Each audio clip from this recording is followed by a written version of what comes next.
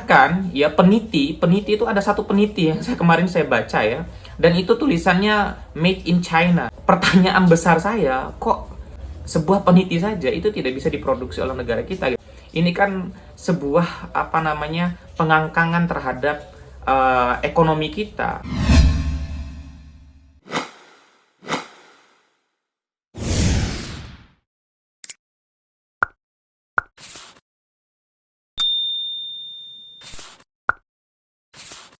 Halo, Assalamualaikum warahmatullahi wabarakatuh. Kembali lagi bersama Yusril Iza Mahendra di channel YouTube Yusril Iza.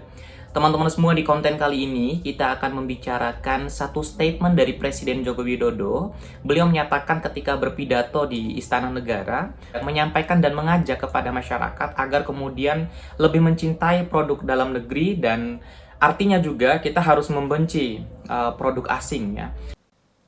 Ajakan-ajakan untuk cinta produk-produk kita sendiri, produk-produk Indonesia harus terus digaungkan. Produk-produk dalam negeri, gaungkan. Gaungkan juga benci produk-produk dari luar negeri. Bukan hanya cinta, tapi benci. Cinta barang kita, benci produk dari luar negeri. Ini menurut saya suatu statement yang sangat luar biasa ya, dan patut untuk kita dukung, dan saya pribadi mengapresiasi statement yang disampaikan oleh Presiden Joko Widodo ini, karena tentunya kita membutuhkan, masyarakat hari ini membutuhkan adanya kesejahteraan, membutuhkan adanya kondusivitas di dalam ekonomi kita ya, membutuhkan memang tindakan pro kekuasaan terhadap penguatan UMKM, penguatan ekonomi kerakyatan kita. Ya, itu di satu sisi. Kemudian di sisi lainnya, ya, statement yang disampaikan oleh Presiden Joko Widodo ini jangan sampai hanya merupakan sebuah janji. Ya, ini menurut saya menjadi fokus dari pembahasan di konten ini. Karena tentunya statement yang disampaikan oleh Presiden Joko Widodo ini adalah sesuatu hal yang harus dipertanggungjawabkan. Karena kekuasaan itu tidak boleh sembarangan mengeluarkan janji, tidak boleh sembarangan kemudian mengeluarkan statement-statement. Nah, akhirnya kemudian ketika tidak mampu diaktualisasikan, direalisasikan, maka itu akan kemudian memunculkan polemik di tengah-tengah masyarakat kita. Karena tentunya masyarakat merindukan adanya sebuah kehadiran kekuasaan untuk kemudian mampu kemudian memunculkan produktivitas bagi UMKM dan pertumbuhan ekonomi kerakyatan. Ya, masyarakat sangat merindukan hal tersebut. Ya, kemudian ya, ketika kekuasaan mengeluarkan statement yang seperti itu, maka ya, statement itu harus kemudian kita uji. Nah, di konten kali ini kita akan kemudian menguji statement itu. Apakah statement yang disampaikan oleh Presiden Joko Widodo ini adalah sebuah keseriusan atau hanya janji manis seperti yang saya sampaikan sebelumnya. Karena tentunya melihat beberapa waktu yang lalu, kemudian statement-statement yang disampaikan oleh kekuasaan beberapa waktu yang lalu juga banyak sekali kemudian menuai polemik dan pro kontra di tengah-tengah masyarakat kita. Kenapa? Karena kecenderungan kekuasaan hari ini kemudian hanya menyampaikan janji-janji manis, hanya kemudian menjanjikan ya sesuatu hal yang sangat luar biasa kepada masyarakat, tetapi tidak kemudian teraktualisasi dalam tindakan negara, tidak kemudian tercermin pada bagaimana kekuasaan itu memperlakukan warga negaranya.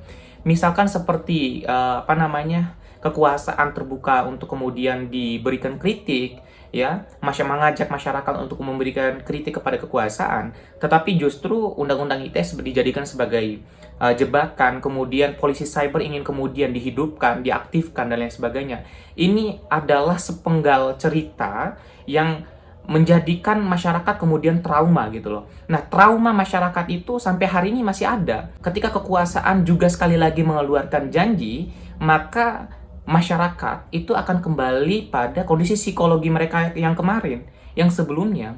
Psikologi mereka pasti bilang, jangan-jangan kekuasaan hanya menebar janji lagi. Ini semacam sebuah trauma. Ini berbahaya bagi keberlangsungan kekuasaan kalau menurut saya. Karena tentunya ketika warga negara mengalami trauma, ketakutan, takut akan janji-janji manis yang disampaikan oleh kekuasaan, maka ya kita akan hanya tunggu waktu saja ya masyarakat akan muak dengan keadaan-keadaan yang seperti ini. Tetapi kita tidak kemudian akan membahas ujung itu semua, teman-teman semua. Di konten kali ini kita akan coba kemudian membicarakan apakah memang statement yang disampaikan oleh Presiden Joko Widodo beberapa waktu yang lalu itu adalah sebuah statement yang memang benar-benar konsisten gitu loh.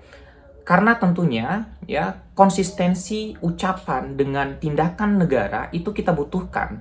Karena di tengah pandemi seperti ini, di dalam keadaan negara yang sedang carut-marut perpolitikan kita, kemudian ekonomi, kita membutuhkan adanya sebuah kondusivitas. Kondusivitas dalam berpikir, kondusivitas di dalam bernegara, kondusivitas di dalam ekonomi pun kita butuhkan. Nah, teman-teman semua, saya ingin sampaikan satu hal. Ketika Presiden Joko Widodo mengeluarkan statement bahwa mengajak masyarakat untuk kemudian mencintai produk lokal dan kemudian membenci produk asing. Saya ingin sampaikan satu hal, bahwa statement dari Presiden Joko Widodo itu kemudian tidak konsisten. Kenapa seperti itu? Karena yang tampak setelah beberapa waktu Presiden Joko Widodo menyampaikan hal yang seperti itu, justru ada salah seorang menteri dari kabinet Presiden Joko Widodo berencana untuk kemudian mengimpor 1 juta ton beras ya di tahun 2021 ini. Katanya untuk kesediaan pangan di tahun 2021. Maksud saya seperti ini. Ketika ada satu orang menteri yang memang ingin mengimpor, tapi di satu sisi Presiden mengeluarkan statement kita harus cinta produk dalam negeri dan memusuhi atau membenci produk luar negeri, ini kan sebuah ketidakkonsistenan gitu loh. Atau memang ada sebuah ada semacam sebuah miskoordinasi di dalam kabinet kita, di dalam pemerintahan hari ini. Ya, kenapa bisa Presiden mengeluarkan statement tapi tidak ditindaklanjuti oleh menterinya? Atau kemudian menteri tidak ingin mengikuti apa yang memang menjadi arahan dari Presiden? Logikanya seperti itu. Ada apa dengan kabinet kita? Kan seperti itu.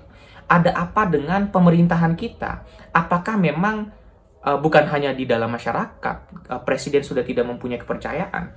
Mungkin di dalam kabinet sudah tidak ada yang percaya kepada Presiden. Mungkinkah seperti itu gitu loh? Spekulasi-spekulasi seperti itu, asumsi seperti itu bisa kemudian muncul dari berbagai orang. Karena kita melihat bahwa adanya semacam, pertama tadi, ketidakkonsistenan. Kemudian kedua, adanya semacam miskoordinasi antara Presiden dengan menteri-menterinya. Harusnya memang harus ada satu statement yang utuh gitu loh. Tidak boleh ada perbedaan statement dengan kebijakan yang dikeluarkan oleh menterinya. Nah, ini menjadi suatu catatan penting bagi kekuasaan bahwa ketika kita menginginkan adanya sebuah keadaan yang memang harmonis ya, keadaan yang memang kondusif di dalam proses penyelenggaraan pemerintahan kita, maka memang kekuasaan harus ya membangun suatu, bukan hanya public policy, membangun suatu komunikasi yang memang utuh gitu loh.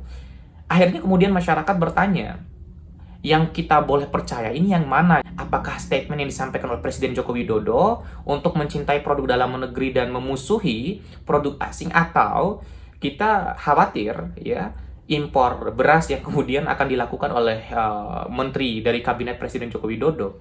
Nah, ini kan sesuatu hal yang memang sangat berbahaya bagi keadaan-keadaan bernegara kita. Karena pertama, kita menginginkan adanya trust rakyat kepada kekuasaan. Kemudian kedua, kita memang menginginkan adanya konsistensi antara statement dengan tindakan negara kepada rakyatnya. Impor ataupun kemudian lebih mementingkan, mengedepankan produk asing daripada produk dalam negeri, itu adalah sesuatu hal yang menurut saya sangat disayangkan. Karena misalkan impor beras 1 juta ton itu misalkan terrealisasi, ya kasihan sekali itu petani-petani di daerah, petani-petani yang memang mereka berkeringat bahkan berdarah-darah, ya nggak sedikit juga yang meninggal dunia mungkin karena mereka memperjuangkan ya ketahanan pangan nasional kita, tetapi kemudian mendapatkan posisi nomor 2 atau 3 dari kekuasaan lebih memilih ya produk asing daripada produk di dalam negeri. Belum lagi saya pernah ke beberapa tempat ya mungkin ke counter atau ke swalayan penjualan alat elektronik misalkan. Saya dapati ya beberapa alat elektronik seperti headset saja, seperti charger, kabel saja itu made in China tulisannya. Ini menurut saya sesuatu hal yang bisa menjadi bahan evaluasi kekuasaan, bahwa memang di pasaran kita, ya, di pasar kita produk asing itu ya bukan hanya ada di gudang-gudang, tapi ada di etalase-etalase kecil, kios-kios gitu loh. Bagaimana kemudian UMKM, usaha-usaha kecil di bawah bisa survive kalau memang regulasi, aturan, atau kebijakan yang dikeluarkan oleh kekuasaan memang memberikan keleluasaan kepada produk asing ya untuk menjadi raja di tengah-tengah perekonomian nasional kita. Padahal kita menginginkan adanya sebuah kemandirian dalam ekonomi kita. Ya, pasar nasional kita memang harusnya dirajai oleh produk-produk lokal kita. Karena dari situlah kemudian kita akan menumbuhkan rasa cinta produk kita daripada produk asing. Karena ketika kita sering melihat produk kita ya, kemudian kualitasnya memang sudah teruji dan orang banyak senang, maka disitulah produk akan kemudian dicintai. Di satu sisi penguatan ya produktivitas produk lokal memang harus didukung oleh kekuasaan, dan di sisi lain ya kekuasaan juga harus menekan masuknya produk-produk asing ke dalam pasar nasional kita.